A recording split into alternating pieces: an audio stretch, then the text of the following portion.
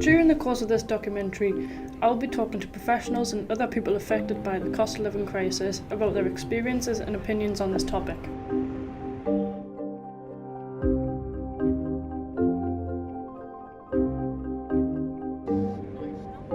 I've travelled to Gateshead College to talk to a health and wellbeing coordinator and a student finance worker about how their students have been affected.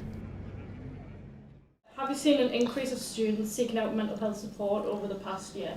Certainly have. I've seen a huge increase in the amount of learners who are needing access support, whether it be internal or external. What kind of mental health services can you provide? I can provide people with a listening ear. I can provide people with more of a problem-solving approach. It's quite an eclectic approach that can be offered within the health and wellbeing service currently. As I say, it's finding out where people's difficulties are, how it's impacting upon them, whether it be internal, external or college, and try and find solutions with that, ensuring that there's a holistic, encompassing, wraparound support for that person. Have you picked up on any patterns of behaviour from people who might be struggling with the cost of living crisis?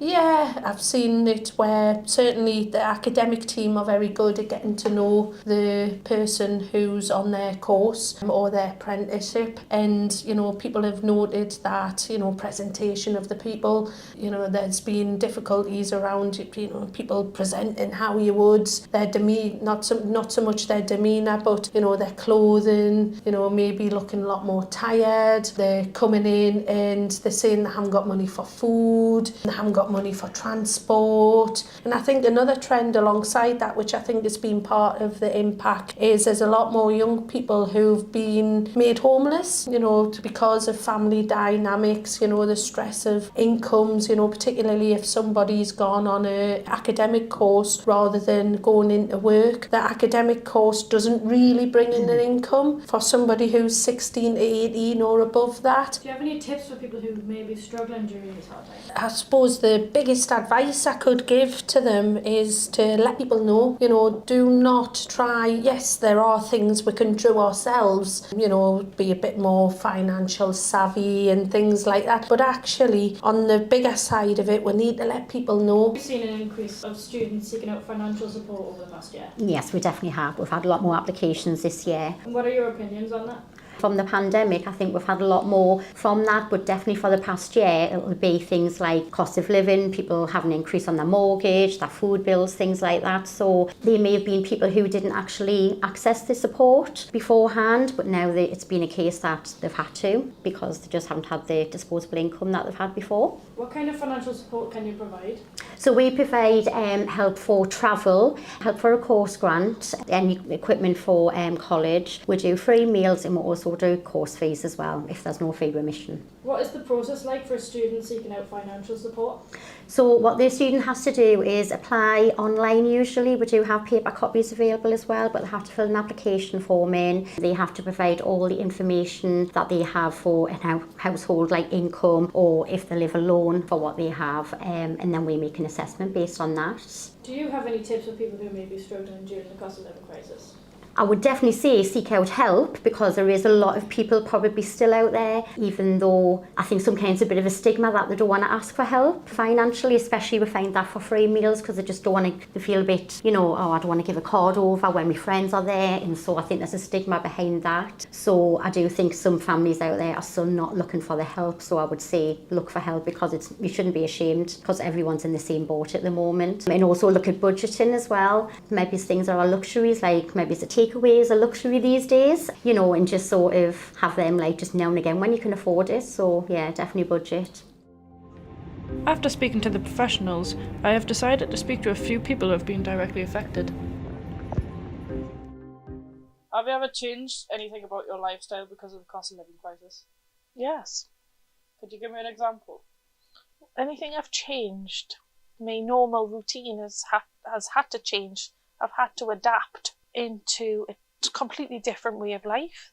The times, my schedule of what I'm doing, how I travel, how I shop, how I eat. Many, many things I've had to change. Yes, I'm working more hours now. I was doing 30 hours a week, but now I'm doing 37.5 hours obviously it's just to make ends meet and put a roof over heads and feed the kids. Do you think that the cost of living crisis has taught you anything?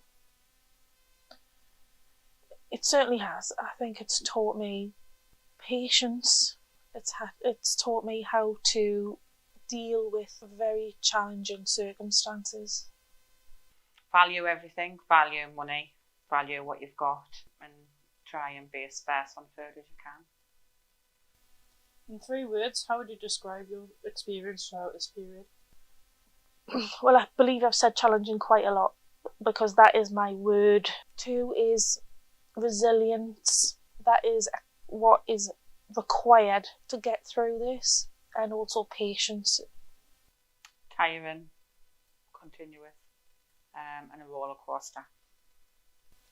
In what way have you noticed your mental health has changed? Throughout the crisis, I think my mental health has changed by I worry a lot more, and I have to be very careful with worry because it can spiral into other darker places. So I've had to more frequently stop, think and be aware of where I am mentally, just to as a self-care approach to continue to try and cope the best I can. Mm-hmm. Yeah, because I'm juggling lots of jobs. I'm not just a mum. I go to work, I'm a service manager, so I've got to be there all the time, and it's just hard being everything. If you ever had to use one, are you aware of any food banks in your area? I've never had to use one. I believe that there's one somewhere close by, but I've never had to use it. There is a local shop that gives out free bread, and I'm actually feel like I need to go and get this free bread from this local shop because I feel like I'm at that point that I need help now.